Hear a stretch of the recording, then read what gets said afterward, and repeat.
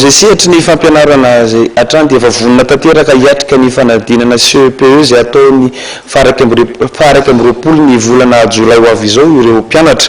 Efa ao anatin'ny famerenandesona tanteraka izy ireo rehefa avy nanatrika ny fanadinana andrana na ny CEP Blanc teo anivon'ny Cisco Tanaville tamin'ny fahatelopolo ny volana jona lasa teo.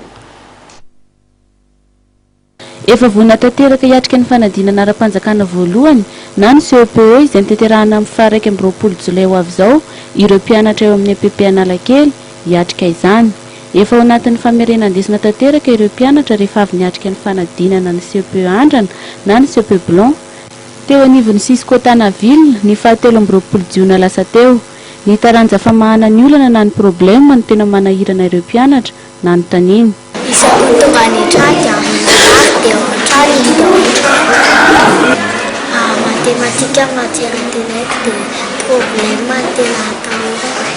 Efa vonona ihany koa i Prince tovolahy kely 12 taona niatrika ny fanadinana CEPE tena izy.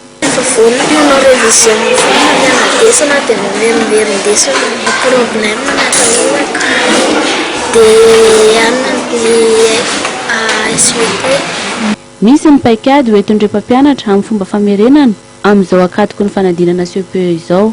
Taranja mampiavaka amin'izareo moa zany dia ao ny problème hita hoe somary sarosarotra amin'izareo zany dia miatrika izay taranja izay. Paikady manokana angamba mamerina matetika aloha zany izay dia miezaka mitarika amin'izareo ny fomba fanaovana anazy sy ny fiatrehany amin'izay problème izay. Mahatratra 40 ireo mpianatra ny EPP Analakely hiatrika ny fanadinam-panjakana voalohany na ny CEPE raha nambaran'ny tompon'andraikitra.